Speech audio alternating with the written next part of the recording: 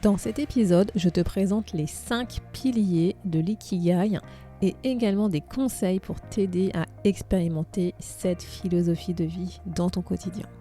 Si tu as envie de découvrir plus en profondeur l'ikigai, reste connecté.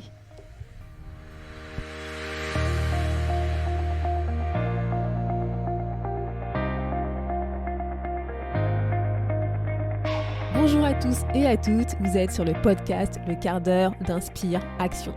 Moi c'est Wefa, votre coach en transformation de vie. Chaque semaine, retrouvez dans ce podcast des outils pour développer votre self-awareness, des actions à réaliser pour démarrer votre transformation, ainsi que des témoignages de personnes comme vous et moi qui ont décidé de devenir l'architecte de leur vie. Alors, installez-vous tranquillement et prenez de quoi écrire. Hello la tribu et bienvenue dans l'épisode 58 du podcast où nous continuons notre voyage et notre découverte surtout de l'ikigai. Donc dans l'épisode précédent, je t'avais introduit justement le concept de ce qu'était l'ikigai. Donc si jamais tu ne sais pas du tout ce que c'est, je t'invite tout simplement à aller écouter l'épisode 57 où tout simplement je t'explique ce qu'est l'ikigai, qui est notre raison d'être. Donc aujourd'hui, ce qu'on va voir, c'est comment est-ce que tu peux vivre ton ikigai tous les jours en suivant les piliers, les 5 piliers de l'ikigai que j'ai découvert en lisant le livre de Ken Moji, le petit livre de l'ikigai. Et aussi, ce que je vais essayer de faire, c'est de te partager des conseils, des idées que tu peux mettre en pratique pour justement mieux te reconnecter avec ces 5 piliers que nous allons voir tout de suite. Donc c'est parti. En fait, très rapidement pour que tu comprennes comment est-ce que j'en suis arrivée en fait à creuser cette notion d'ikigai. En fait, c'est quand j'ai commencé à m'intéresser à ce concept qui est venu en fait dans mes recherches autour des valeurs, de la mission de vie, de la raison d'être, etc. Donc je suis tombée sur justement effectivement l'ikigai avec les différentes notions, notamment si tu en as entendu parler, tu as peut-être déjà vu ce diagramme avec les 4 cercles, etc. Et je me suis dit, Wefa, écoute, si tu veux vraiment essayer de comprendre ce que c'est, essaye d'acheter un bouquin qui a été écrit par un japonais, puisque l'ikigai, c'est un concept qui vient du Japon, c'est une philosophie qui vient du Japon. Et donc je me suis dit, essaye au moins de lire des livres justement qui sont issus d'auteurs japonais. Et je suis tombée sur le petit livre de l'ikigai de Ken Moji, dont je t'ai parlé dans l'épisode précédent. Et dans ce livre, en fait, quand j'ai ouvert la première page, c'est là où en fait il a tout de suite présenté les 5 piliers de l'ikigai et ça m'a complètement parlé. En fait, je me suis vraiment retrouvée alignée dans ce qu'il expliquait. J'ai une meilleure compréhension de ce que c'était l'ikigai et de comment est-ce qu'on pouvait le vivre dans notre quotidien. Et je vais te partager justement ces 5 piliers pour que tu comprennes. Et je pense que si tu me suis, tu vas comprendre pourquoi est-ce que ça m'a complètement parlé quand je suis tombée dessus. Donc les 5 piliers en fait qu'il explique dans son livre, c'est le premier, c'est commencer petit. Le deuxième, se libérer soi-même. Le troisième, harmonie, durabilité. Le quatrième pilier, la joie des petites choses. Et le cinquième, être ici et maintenant. Donc si on rentre un peu plus dans le détail sur le premier pilier qui est commencer petit, c'est en fait tout ce qui va tourner autour de la joie des petites choses, c'est de savourer en fait des petits instants de notre vie, des petits pas qu'on fait en fait chaque jour pour être plus aligné avec qui on est, pour atteindre la vie qu'on a envie d'atteindre, pour réaliser les objectifs qu'on veut réaliser. C'est faire aussi attention aux petites choses de la vie, de notre quotidien, qui peut nous décrocher un sourire. C'est vraiment la philosophie de s'améliorer petit à petit sans essayer de franchir des grands pas, etc. Et en lisant ce pilier, en fait, ça m'a fait penser à la phrase « Savez-vous comment manger un éléphant ?»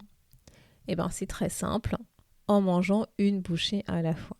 Et c'est vraiment ce pilier, c'est vraiment ce concept de se dire qu'est-ce qu'on peut faire aujourd'hui un petit pas qui va nous rapprocher, nous faire avancer vers ce qu'on veut vivre, vers nos objectifs de vie. Et donc par rapport à ce pilier, moi je t'invite à réfléchir justement à qu'est-ce que tu peux faire aujourd'hui, quel est le premier petit pas que tu peux mettre en place qui va te rapprocher de ce que tu veux. Ça peut être tout simplement lire un livre justement de développement personnel ou encore écouter un podcast de développement personnel sur un sujet en particulier, ou ça peut être prendre du temps pour toi, tu vois, pour justement réfléchir à ce que tu veux vraiment, à te découvrir, à te redécouvrir à travers cette introspection. Tu vois, c'est vraiment identifier les petits pas, pas forcément aller regarder à long terme, mon Dieu, tout ce que je dois faire. Non, mais c'est vraiment aujourd'hui, qu'est-ce que je peux faire aujourd'hui à mon niveau, le premier petit pas qui va me permettre tranquillement d'avancer vers ce que je veux et en même temps de me redécouvrir. Donc le deuxième pilier, c'est se libérer soi-même. Et en fait, c'est l'idée de, pour être heureux, pour être heureuse, c'est accepter qui on est aujourd'hui. C'est s'accepter avec ses forces, avec ses faiblesses, avec ses talents, avec ses vulnérabilités. C'est en fait s'accepter tel qu'on est. C'est simple à dire. Pour autant, c'est l'une des tâches les plus importantes, mais les plus difficiles à laquelle on doit faire face, à laquelle on est confronté dans notre vie, parce qu'on a tendance à se comparer, que ce soit se comparer avec les autres ou se comparer avec une version idéale de soi qu'on imagine dans notre tête, et c'est pas forcément évident. Et en fait, ce qu'il faut que tu aies en tête, c'est quand tu n'es pas à l'aise avec qui tu es, ça a un impact déjà sur toi, parce que justement, tu n'es pas à l'aise, tu n'es pas forcément aligné, tu n'es pas forcément content ou contente, mais ça a aussi un impact sur l'autre et sur les relations que tu as avec les autres, parce que ça peut te générer du stress, ça peut te générer des sentiments qui sont plutôt négatifs, ça peut être par exemple de la jalousie, de l'énervement, de la colère, etc. Et justement, tu vois, quand je te parle de ça, ça m'a fait penser, moi, aux personnes, en fait, qui ont un comportement méchant, tu vois, vis-à-vis de la méchanceté.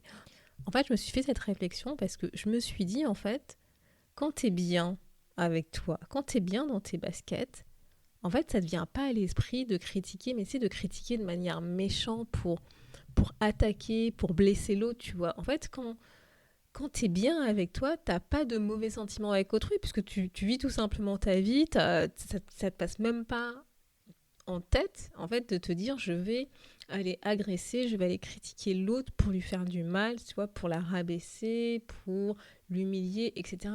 Et en fait, les mauvaises pensées, elles viennent quand on se sent pas bien dans notre vie parce qu'on rumine et parce qu'on n'est pas aligné avec qui on est et parce que tout simplement, on n'est pas OK, on n'est pas en accord avec soi-même, avec qui on est aujourd'hui, maintenant, avec nos forces, avec nos faiblesses, on ne s'accepte pas tel qu'on est. Et en fait, inconsciemment, on le rejette sur l'autre parce que l'autre nous renvoie justement ces trucs qu'on n'apprécie pas forcément chez nous, qu'on n'a pas accepté forcément chez nous. Et donc pour ça, moi vraiment, le conseil que je te donne pour développer ce pilier, c'est tout simplement c'est facile à dire, mais c'est pas forcément facile à faire. Mais tu vois, c'est de développer une meilleure connaissance de toi, notamment de ce qui t'anime au quotidien. Oui, je vais te le dire et le redire, tes valeurs. C'est vraiment quelles sont les actions que tu peux mettre en place concrètement dans ta routine, dans ton quotidien, dans ta semaine. Tu vois, par exemple, une fois par semaine pour travailler sur toi, sur mieux te connaître, sur mieux te comprendre.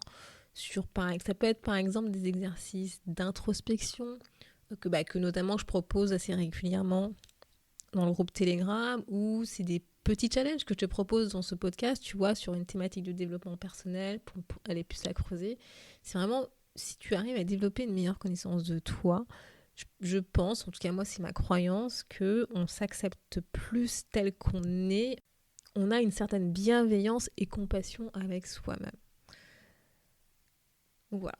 Donc troisième pilier, c'est donc harmonie et durabilité. Et c'est en fait à la fois l'harmonie et la durabilité, mais pas que vis-à-vis de la nature. Tu sais que c'est quelque chose qui me tient à cœur. Mais tu vois, c'est vraiment le côté aussi... c'est pas que le côté harmonie et durabilité vis-à-vis de la nature ou de l'environnement, tu vois, mais c'est aussi vis-à-vis des relations humaines. C'est en fait être conscient de l'impact de nos actions, de nos comportements, de nos mots sur les autres, sur nos relations avec les autres, mais aussi au-delà de ça sur la société. C'est l'idée d'avoir une approche long terme, d'une approche, tu vois, je vais construire quelque chose sur la durée en fait.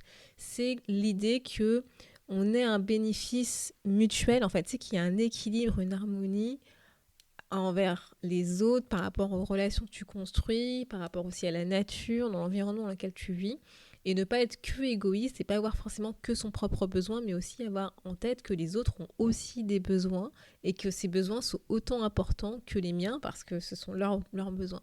Et tu vois, moi, ce pilier, en fait, ça m'a fait penser à l'effet papillon. Tu vois, quand on dit que le battement d'aile d'un papillon au Brésil peut provoquer une tornade au Texas, c'est l'idée de se dire que nos actes ont un impact sur notre environnement. Mais notre environnement au sens large, c'est-à-dire à la fois l'environnement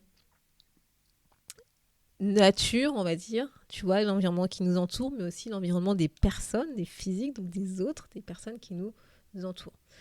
Et ça, et pour ça, en fait, pour moi, personnellement, c'est un pilier qui me tient à cœur parce que je suis persuadée qu'on peut vivre en harmonie avec soi, avec la nature, avec les autres, en fait. Et c'est pour ça que si jamais tu m'écoutes depuis longtemps, je pense que, tu sais, ce que je veux dire, c'est identifie tes valeurs. Et oui, je vais le redire et le redire. Challenge tes valeurs. Vis en phase, vis en harmonie avec ces valeurs. Parce que essaye de comprendre aussi les valeurs des autres. Parce qu'en fait, pour moi, c'est en ayant cette compréhension que tout ça va te permettre d'être en phase, d'être aligné, d'être en harmonie, d'être serein, en équilibre avec ton environnement, que ce soit ton environnement physique, mais avec les autres et aussi avec toi-même, en fait. Et c'est vraiment de vivre en accord avec ses valeurs, c'est quelque chose sur le long terme, en fait. C'est quelque chose qu'on vit au quotidien, mais aussi c'est un objectif en soi, c'est notre mission de vie, de vivre en accord avec qui on est. Le quatrième pilier, c'est la joie des petites choses. Et là, je l'aime bien aussi. Enfin, je les aime tous, de toute façon. Mais voilà, en fait, l'idée qui se cache derrière ce pilier, c'est de prendre plaisir aux petites choses de la vie qui t'arrivent dans ton quotidien et n'attends pas la validation sociale dans le sens, il faut que tu aies un grand truc qui t'arrive, une putain de réussite et te dire, ok, tu vas le célébrer. C'est non. Sois conscient des petites choses, sois conscient des petites choses qui t'arrivent dans la vie et qui te rendent le plaisir, qui te rendent un sourire sur ton visage, qui te donne cet instant de flow où tu es connecté avec toi, il n'y a plus rien qui se passe autour de toi, le temps s'arrête, tu ressens juste ce bonheur, cette joie et célèbre en fait ces petits pas que tu fais, ne te concentre pas que sur des grands objectifs. C'est super d'avoir de l'ambition, des visions, une mission à long terme, etc. Mais c'est aussi super d'apprécier tout simplement les petites réussites, le petit chemin, le chemin en fait que tu parcours petit à petit, tous les jours, qui va justement te permettre d'arriver vers ce que tu as envie. Et ça aussi, ce sont des belles réussites. Et profite en fait de ces moments, savoure ces moments. Et ça, j'en ai déjà parlé dans l'épisode, je sais plus c'était lequel, l'épisode précédent dans l'Ikigai, justement, je te donnais l'exemple de quand tu vas savourer ton café du matin ou ton thé, c'est quand tu vas avoir un rayon de soleil qui va arriver et que ça va te redonner le sourire. Moi, en ce moment, je peux t'assurer que chaque rayon de soleil me redonne le sourire. Ou quand tu vas avoir un fou rire avec tes amis, ta famille ou encore tes enfants. C'est vraiment apprécier ces petits instants de vie. Et vraiment, moi, là, le conseil que je peux te donner, si tu peux travailler sur ce pilier, c'est célèbre ces petits succès. J'en avais parlé justement, c'est ça qui m'était revenu en tête, c'est que j'en avais parlé dans l'épisode 8 du podcast, tout au début. Et j'ai d'ailleurs écrit un article aussi sur ça, parce que je pense qu'on ne le fait pas suffisamment. C'est quelles sont les réussites dont tu es fière, mais qu'elles soient grandes dans le sens, tu as l'impression vraiment que tu as achevé un truc immense, mais aussi des petites réussites où tu as fait un petit pas. t'a tenu et ça t'a permis de te remonter le moral, de te redonner une énergie positive. Ça, c'est ultra important. Et vraiment, prends-toi 5 minutes, par exemple le soir, pour penser à au moins un truc dont tu es fier, dont tu ressens de la gratitude, dont tu dis « Ok, ouais, c'est super, j'y suis arrivée, j'avance, ce qui prouve que je peux y arriver et je continue d'avancer. » C'est ultra, ultra important. Et le dernier pilier, c'est être ici et maintenant. Donc celui-là aussi, pareil, il me parle complètement. C'est l'idée d'être présent, tout simplement. C'est de te reconnecter avec le moment présent. C'est qu'il n'existe plus de futur, il n'existe plus de passé, il existe juste le moment ici et maintenant. Et ce que je trouve intéressant notamment, c'est que on a appris, on a oublié en fait justement de se reconnecter à cet instant présent parce qu'en réalité, quand on était jeune, quand on était enfant, on savait le faire. Quand on était gosse, en fait, il y avait juste le moment qu'on vivait justement au présent. Le passé, ça nous disait rien du tout et le futur, c'était quelque chose qu'on ne comprenait pas. Quand tu es enfant, tu comprends pas ce genre de notion. Tu vis juste dans l'instant, tu profites de l'instant, tu fais ce qui se passe dans l'instant. Et donc si jamais tu as du mal à te reconnecter à l'instant présent, au moment présent, à justement vraiment être là, présent, ici et maintenant, ben moi je t'invite à te reconnecter à ton enfant intérieur, à comment est-ce que tu étais quand tu étais plus jeune, quand tu jouais avec tes amis, quand tu étais avec tes parents, quand tu faisais des bêtises, etc. Je pense que ça t'est déjà arrivé comme moi. Et ben en fait, c'était juste là, tu vois, on était juste ici et maintenant. Et tu vois, je t'invite notamment à y réfléchir. Tu vois, par exemple, quand tu parles avec quelqu'un, est-ce que ça t'est déjà arrivé de penser à ce que tu devras faire après la conversation ou à essayer d'anticiper ce que la personne va te dire pour répondre ou tu vois, en fait, tout simplement, t'es pas vraiment connecté en fait avec la personne à l'ici et maintenant parce que ton cerveau est déjà projeté dans quelque chose d'après, dans le futur, dans un futur qui n'est pas présent. Et en fait, moi je m'en suis rendu compte que souvent ça m'arrivait ça et en fait j'étais pas connectée en fait avec cette personne. J'étais pas vraiment dans une vraie écoute, dans une vraie découverte parce que j'avais une partie de mon cerveau, une partie de mon esprit qui était déjà projetée dans autre chose. Et donc vraiment je t'invite à essayer de prendre le temps pour toi, d'observer ce que tu ressens. Tu sais, par exemple, tu te dis, tu vas te poser, allez, 2 minutes là, je sais pas, t'es dans la rue, t'es en train de te balader. Qu'est-ce que tu ressens? Qu'est-ce qui t'entoure? Enfin, tu vois, juste observer avec un œil candide, un peu un œil d'enfant, tu vois, de qu'est-ce qui t'entoure autour de toi pour te reconnecter avec cet instant présent. Et moi, perso, je te recommande la méditation ou l'écriture. Tu vois, ça, pour le coup, ça marche très bien aussi d'écrire pour soi de ce qu'on ressent, de ce qu'on se dit, de ce qui nous entoure, etc. Et aussi, je te recommande un livre. Moi, ça m'a vraiment permis de me reconnecter, de rechallenger cette partie de est-ce que j'étais vraiment présente? Est-ce que j'étais vraiment dans l'ici maintenant? Qu'est-ce que représentait pour moi le passé? Qu'est-ce que représentait pour moi le futur? Ce livre, tu vois, c'est Le pouvoir du moment présent d'Eckhart Tolle. Et ce bouquin, voilà, il porte son nom, et il dit ce qu'il dit, il fait ce qu'il dit. Enfin, franchement, c'est un super bouquin si tu peux travailler sur ça. Donc voilà les 5 piliers autour de l'ikigai. Et en fait, moi, le challenge que je te propose cette semaine, c'est d'essayer de t'auto-évaluer justement par rapport à ces 5 piliers.